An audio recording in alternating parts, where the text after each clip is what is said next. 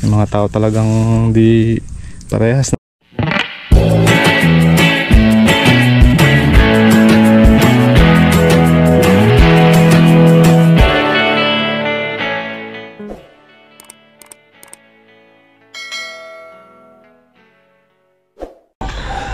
Prepare na tayo papunta sa farm. Makapagatid na ako ng estudyante.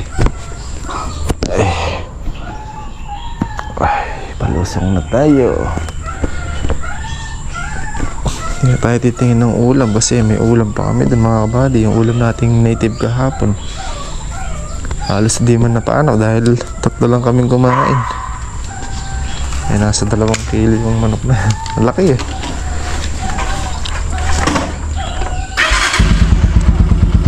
Prepare na tayo mga kabady at tayo pumunta na sa farm ng makarami. At ng makarami.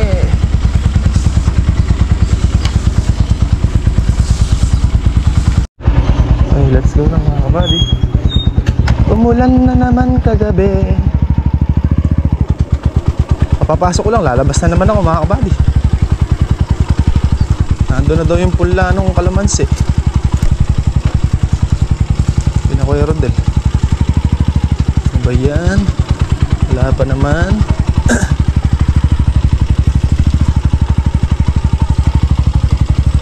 Order to si Brad eh. Sabi ko, o-order pa lang ako. Di ko pa naman sinabi, i-deliver na. Wala pa akong pambayad nito. Okay. Tignan natin ang ano doon, sistema kung paano gagawin.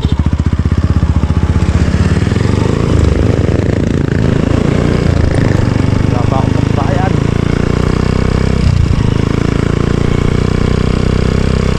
Hawak na pera.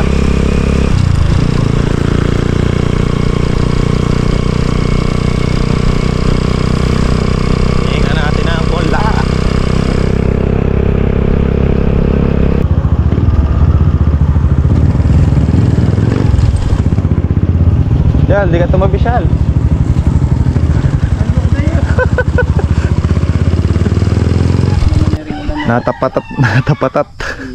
Natapatan pa mga kabady. Umulan kasi kagabi eh. Pero hindi makakapasok sa aming truck. Maraming karga nila. 2.7 yun eh. 1,000 lang yung sa atin. Baka mabalhin. Sa amin eh, binaba namin iba. Ay ba? Gagawin natin, papahakot natin sa kalabaw para madala dun. Kasi magdadalawang ano yan pagka. Dapat talaga medyo matinanin. Ano, aganda ng pagkakasalansa, no?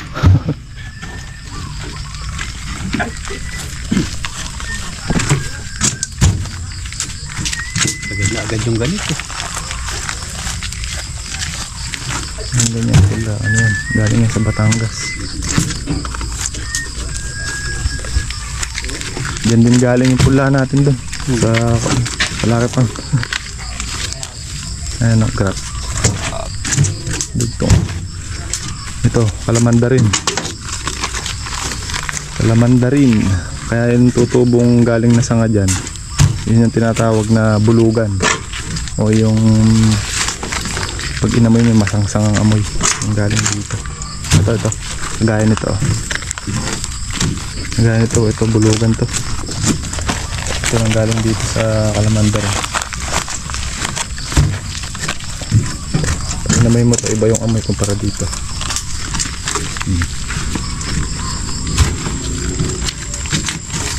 Ay naman, malalaki yung puno.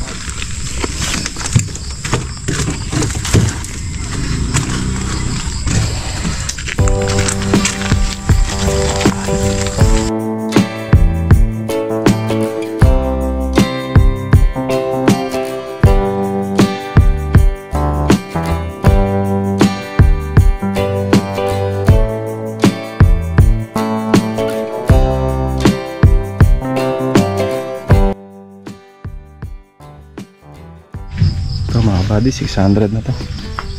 Yun na kayo guys, 100. 3, 4, 5, 6. Ito yung pula natin. Ganda naman. Sa akin naman malaki yung puno niya. Matataba.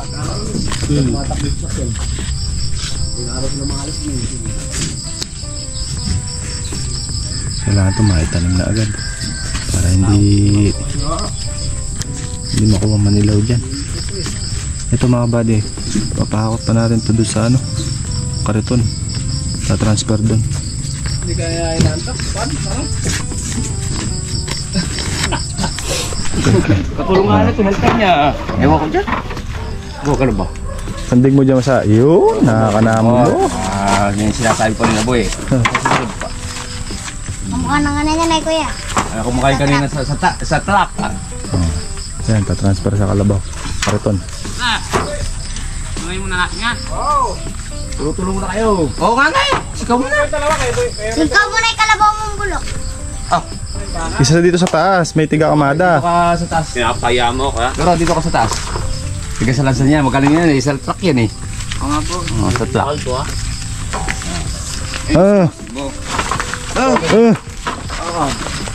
Pagsunod, gano'n mo ulit na. Malulit na. Oo. Huwag mo na bibilangin. Nakabilang na yan. Isa pa dito po. Oh, dahan-dahan lang dyan kasi Isa pa dito. malutong yung plastic. Baka mamatay. Dito pa isa. Kinahabalan pa. Pero kaya kung sa ano lang, kung ano, magkano kung kunyari, ano lang, kung sa presyo yung ano. Hindi, isang araw na lang kuya, lilibutin kita.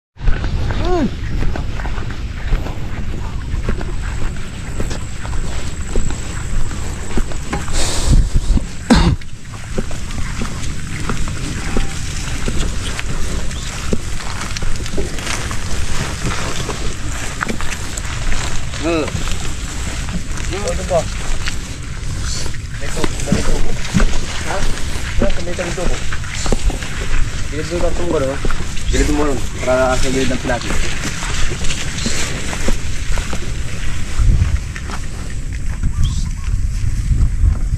Pwede ang tulong ko sa kulid yung pong. Ito. Kulid ang garito.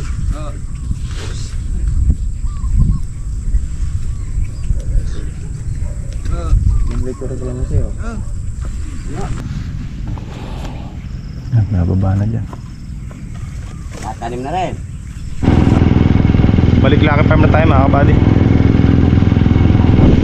So ayun mga kabady, nakapagkape na kami. Magpupulot muna ako ng leteng at makapag-grass cutter muna. At maka isang oras muna tayo bago tayo kumain. Kapag luto na rin si Kaka ng kanin at magpiprepare siya at mag-i-spray ng sitaw. Mauud mga kabady. Mauud, nasisira yung dahon eh. Sabi ko mag-spray muna. Pati yung mga upo natin, naubos yung dahon.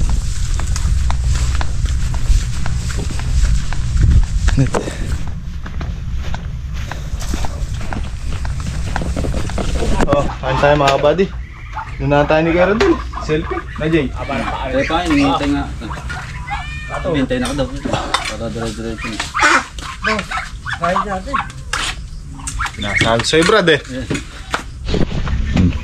Yan mga kabady, buti na lang nandito si Brad. Pinautang tayo ng pambayad sa pula. Kompleto na.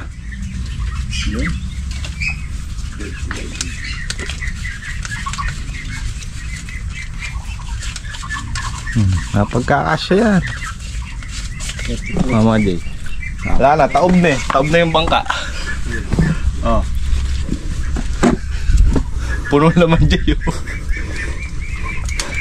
Nakita ko na naman yung wallet. Tuyo na naman. Magkano ba nito yan? Di bale, magkakalaman ulit yan. Bigyan tayong pera ni Brad. May pambawi dyan. Yun o, pambawi. Yan. Malamig yung kamay nung nagtanim eh. Yan tayo na oh.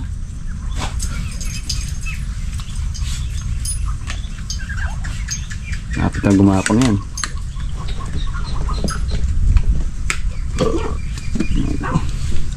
Ito na yung sita natin Jay. Dito na babawi yan. Yun oh. Napamadaling tatanim Brad. Nakapin na naman. Hindi ko napatutog din ang malagkit eh. Hindi ako bibigyan na lang. Kaya mga kabady, tatrabaho na kami. Kapagpahinga na. Payari na si RJ dito sa halos mga kalahati na siya. Yung sa baba kasi mga kabady, pipiliin lang yung mga nakausli. Hindi naman lahat na yung sa baba. Kasi dito sa baba medyo pantay-pantay naman. May pailan nilang puno lang na naguslian na Jay.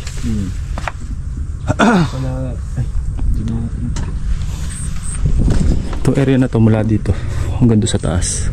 Dito na si RJ sa gitna eh. Konti na lang. Tapos dito halos pantay-pantay naman to. Okay naman yun.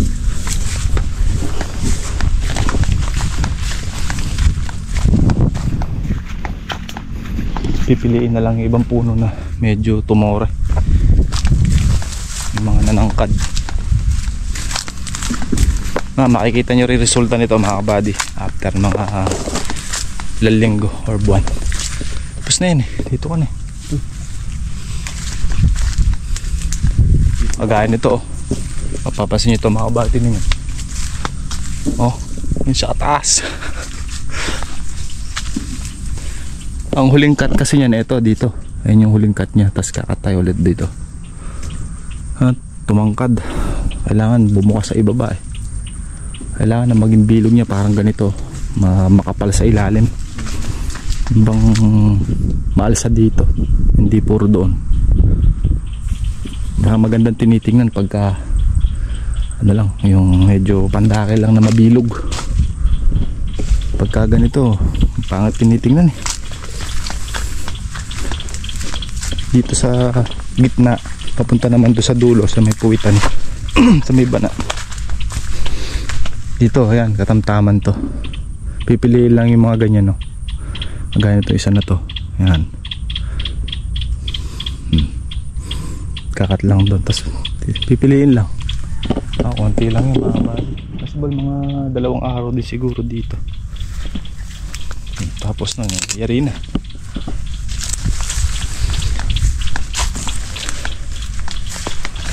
Sayang ng mga papaya natin mga kabady. Namatay. Ito yung nangyari oh. Nabulok. Nabulok yung mga puno niya. Mga ugat. Marami yan. Ito pa oh. Lalaki pa naman ng mga puno.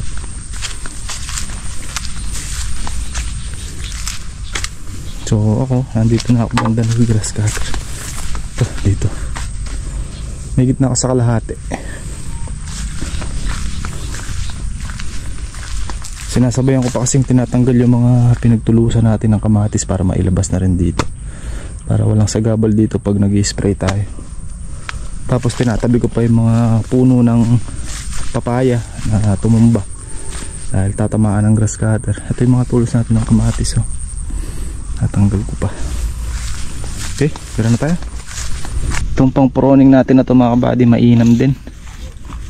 Kesa doon sa rechargeable, buti na lang makabili tayo ng ganito. Hindi ko lang matandaan magkano bili ko. 5,500 data bili dito. Ito mga kabady, 2 stroke na may halo siyang tuti sa gasolina niya. Hanggang ngayon matalas pa rin mga kabady oh. Parang blade. Tapos ito yung pinaka guide niya. Ito. So pag pumasok na ganun dito, ayaw niyang putulin kahit ganito katabang sanga. Matibay naman dahil kahit yung malalaking sanga napuputol niya. Hindi pa naman nagka-aberya.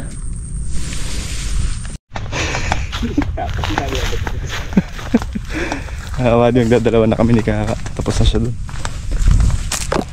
Natin si RJ dito. Dito ko muna siya pinaumpisa mag-proning mga kabady. Dito sa medyo malinis na. Para yung belita ay nakaipon. Daling ilabas. You know? Lungkot ka Jay? Lungkot ka? Hindi lang mga paniwalaan. Mabilis. Natapat eh. Nawalan kasi ng motor yung pinsan niya mga kabady. Pinsan mo yun o Jay?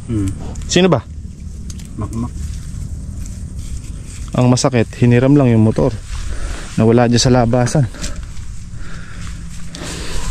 Yung mga tao talagang di parehas na Jay. Hindi marunong parehas. Hindi kaya makipagtrabaho na eh. Wala kumita. Nakong ko tuloy si RJ. Hindi masakit doon eh. Hiniram niya lang yung motor eh. Ano, Jay? Babayad pa naman siya. Babayad pa siya ngayon yan. Lagi, pating na sa CCTV. Baka ano pa. Madetect. Ma-review pa.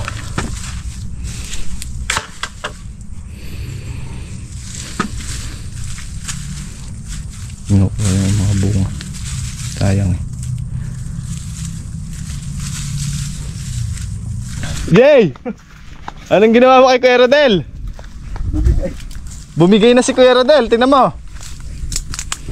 Oh, nakasalubong ko siya, nagulat pa ako. Oh, makasaya ako. Nasa may parakit mo? Lari.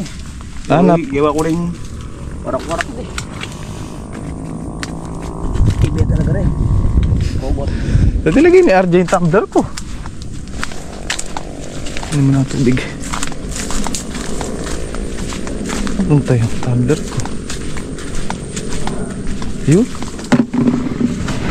Hindi hibasan sa init mga kabady.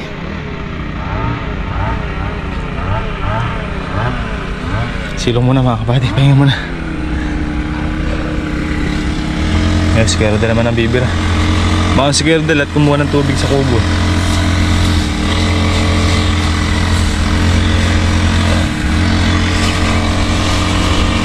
Sulit naman pag nakita mong malinis.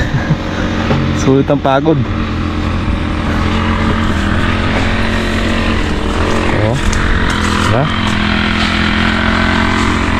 Oh. Malinis.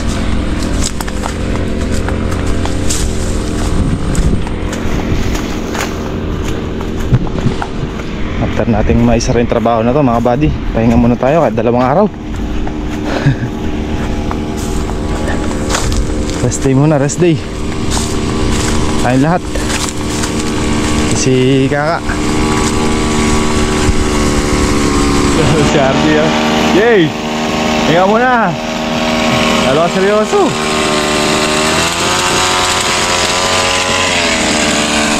Oh, tangkad ni Ardy yung kakabado yun. Nadudukot sa ibabaw.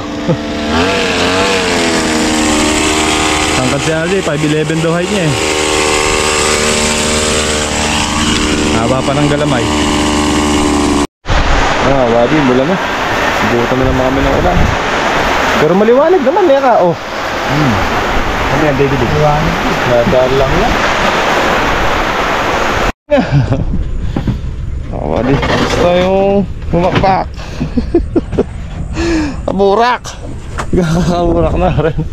Kunti lang putik ni Kaka. Wala, yan ang pagkar. Mike. Oh, sobra oh. Hey, may wakala dyan. Nangyari na namin ni Kaka para bukas yung maliit na lang na area doon. Umulan kasi mga kabady, kaya ganito sobrang putik. Mulita na, pahinawata na.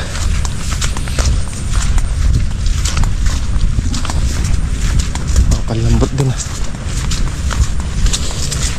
Pero kung di umulan mga kabady eh, hindi tayo ganito kaputik, hindi tayo ganito karungis.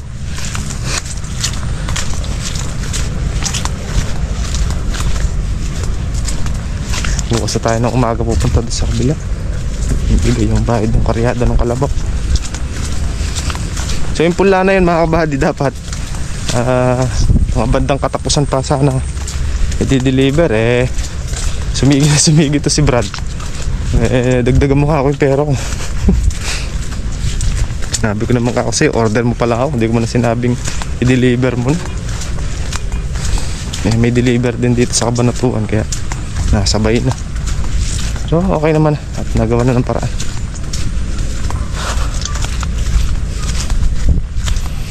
Dulas.